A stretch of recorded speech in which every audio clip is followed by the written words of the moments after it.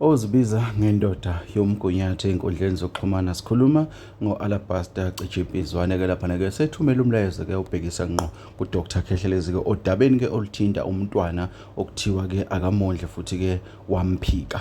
Nanti udaba awuyizwele. Hayi we Khehlelezi, lalela ngane yakwethu.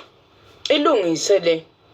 Noma sekuthiwa yini ekucikile kulo mama wengane ngoba ingane iphila nanesimo esithile, ilungise. Mina ngeke ngudlela amandla akho Nkosi yami, kodwa ngisaqala ukubonani ubuka le nunu yapi le nunu, ngathi na ishiya ngane nje le nunu. Kodwa ngiyayazi imisebenzi yakhe emihle eSouth Africa, useka Bongizwe, useka boBaba uNcamalala, baningi futhi abakubongayo obasizile empilweni. Umuntu akamumbi wonke futhi akamuhle wonke, nathi sinamaphutha ethu, kodwa bakhona abasikhonzile esibasizile futhi empilweni, yabona. Ngeke ngize ngikucindezele kuhlanganyele nalesimo, kodwa kubhlungu usisi ngendlela akhala ngayo. Mina ngumuntu observayo ke nomuntu ukuthi zimehlela izinto empilweni. Ngiyazi ukuthi umuntu uma ngabe ezubhlungu kwesinye isikhathi uka-ede namanga, abukho ufakazi abukho. Ngoba u-Edamanga into engiyikhulumile eyenzekile kuphela. Le ayishoyo ngeke abuthola ufakazi bayo ngoba amanga uyabona. So nje imbi lento, uyi-public figure ndoda, usesixotsheni, ziyavuka izitha uma uNkulunkulu ekuphakamisa. Isikhathi sokuvuka kwezitha ke, kodwa ungabi izitho oyicreatele zona.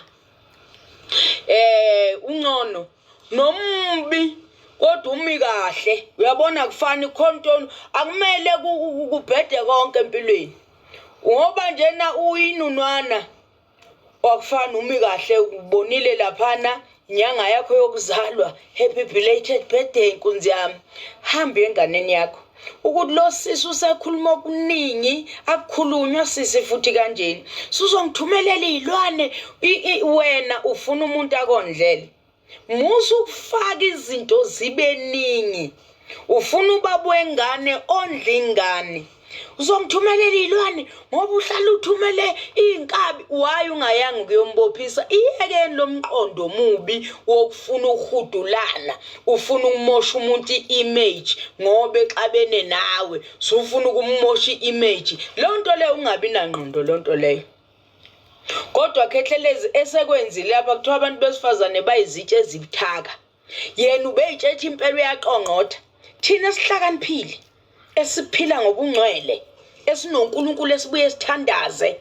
Lento lena asishayele izandla lento leyana ukuthi usefuna wonke umuntu amenyanye. Hayi mina ngeke menyanyeni nodwa.